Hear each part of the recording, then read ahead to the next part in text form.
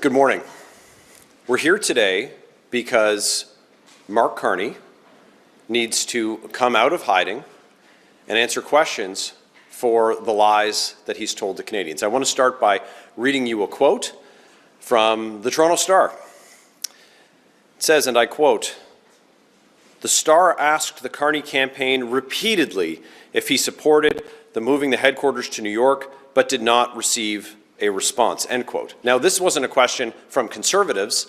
This came from the Toronto Star. And the answer is yes, by the way.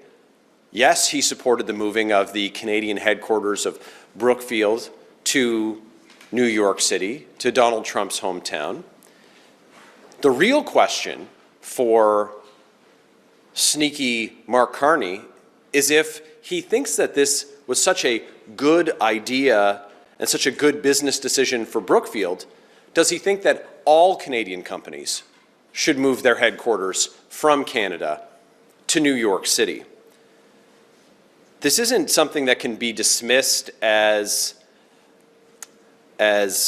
confusion or mindfulness or forgetfulness or something that happened a long time ago. This was mere months ago. And the facts are in black and white. I have another quote for you from Mark Carney. Quote, "The formal decision of the board happened after I ceased to be on the board," end quote. But here are the facts. In October, Mark Carney sat at the head of the board table for Brookfield Asset Management with one hand on the mahogany table, the other hand on the gavel, brought the meeting to order, received a motion to move the Canadian headquarters to New York City out of Canada, taking Canadian jobs with the move, and along with his board, they unanimously voted for that motion. Mark Carney gavelled out the meeting.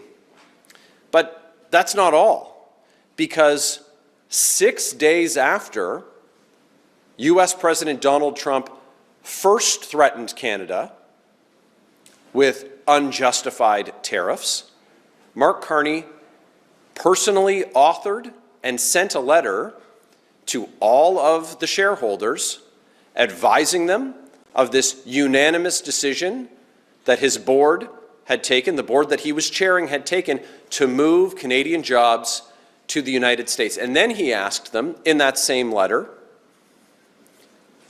to support the decision, for all shareholders to support the move of those Canadian jobs to the United States. This is evidence that he knowingly lied to Canadians. Now, it's been 48 hours since he stood before the media, since he took any questions. So where's he hiding? Why isn't he addressing the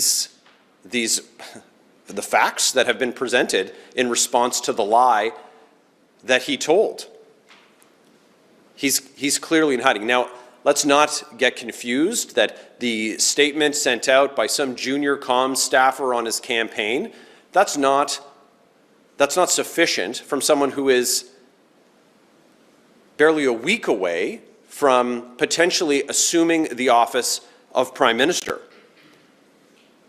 And it's interesting. And I wonder if any of you take it personally that he refuses to meet with the press gallery. He refuses to come to Parliament Hill and have a conversation with you. But this lie raises questions about his other claims. One of them is that he helped Finance Minister Paul Martin balance the budget in the 90s. Now, I don't know the answer, but it's been pointed out to me that the budget was balanced in 1998, and Mark Carney wasn't in the country at the time. He became a federal bureaucrat in 2004, several years later. So that timeline doesn't add up. He needs to come before Canadians, come before the media, and answer questions about that discrepancy. Is it another lie? because that seems to be the pattern of what Mark Carney has offered. I have another quote, this one from Blacklock's reporter. Carney yesterday also would not reply to questions over his claim that he personally helped then Finance Minister Paul Martin balance the federal budget in 1998, end quote. So just like his lies about his role and his full support for the decision of Brookfield to move Canadian jobs to the United States, he needs to address this claim. It seems like he only wants to take credit for some things sometimes and other things other times, dodging accountability when it suits him. So like he tried to do with Brookfield's move, on his role advising Justin Trudeau, which he used to brag about, but now he claims that that never really happened. He claims that he doesn't have any awareness of how Stripe, where he sat on the board, was not passing on savings from credit card companies to Canadian small businesses. But he's in hiding. He's not here answering your questions. He's refused to do that. And we've called repeatedly for him to disclose his personal assets, his financial interests, his potential conflicts of interest.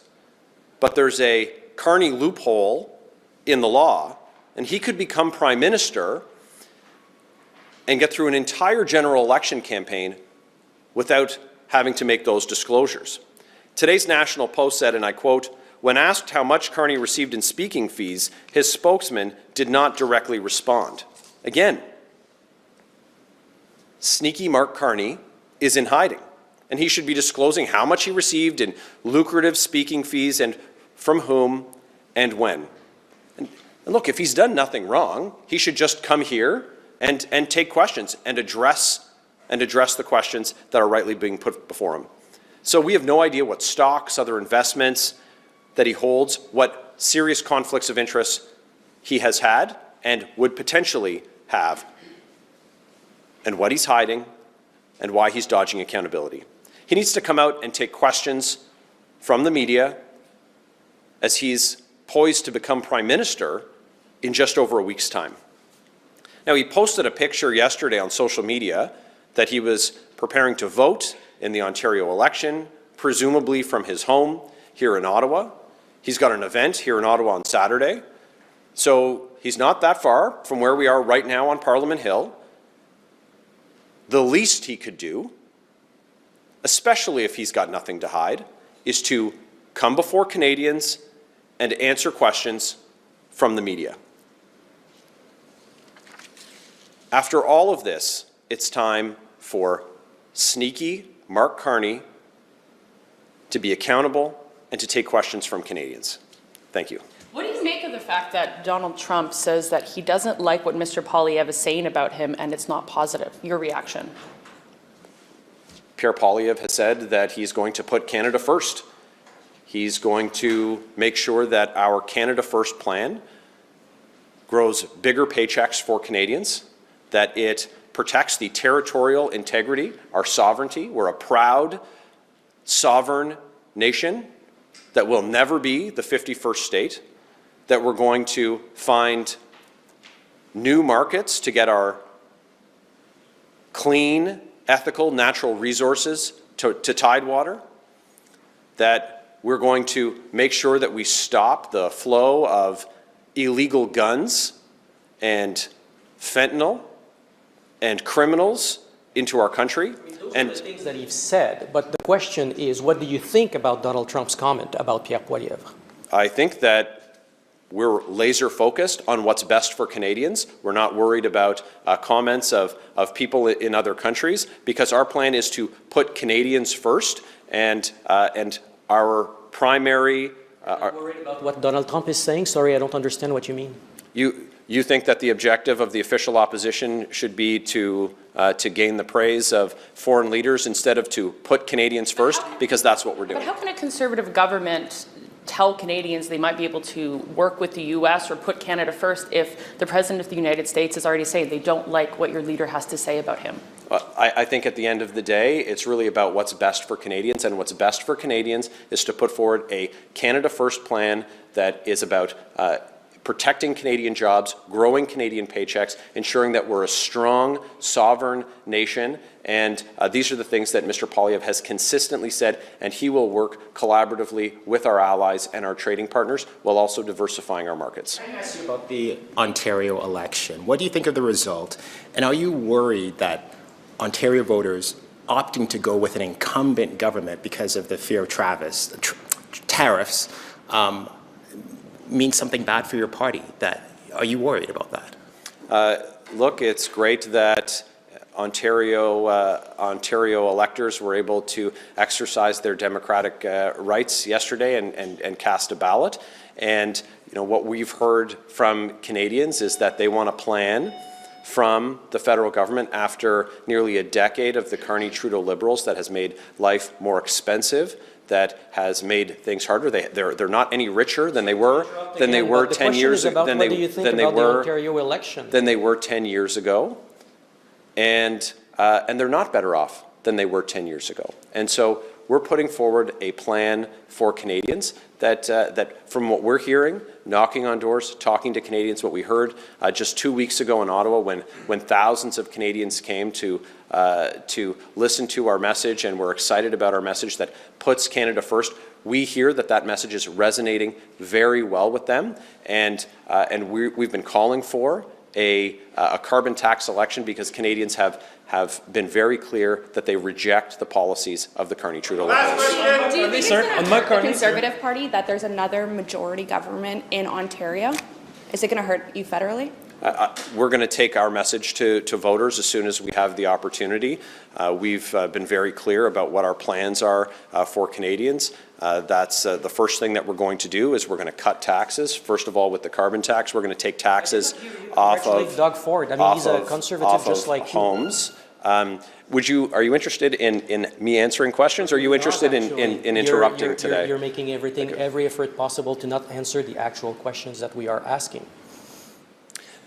So last night we had an election in Ontario, and when we have the opportunity for an election federally, we're going to put forward our message for Canadians, and that's one that puts Canada first. It's where we're going to reduce taxes for Canadians. We're going to axe the carbon tax. We're going to take the tax off new home sales. We are going to, of course, reverse the negative trend of housing starts having gone down after 10 years of the Carney-Trudeau Liberals. We're going to introduce a dollar-for-dollar law to stop the out-of-control inflationary spending of the Carney-Trudeau Liberals. And of course, we've got to reverse the scourge of crime on our streets with policies like jail and not bail for repeat violent offenders. Look, we're going to tear down interprovincial trade barriers so that we can trade freely in our country. This is a beautiful country, and we need to make sure that in the threat of tariffs from other countries that we're able to exercise free trade here at home. So we're very excited to put forward our plan for Canadians in the next federal election. Mark Carney, just a little word on Mark Carney. What makes you so sure that the Liberals would choose Mark Carney if he's so sneaky? Well, Mark Carney hasn't faced any real questions. He's not facing scrutiny from media because he refuses to come out and talk to them. He didn't come out the day after the debate when it was proven that he was lying. He didn't come out the day after that. He's not doing any media today. So Canadians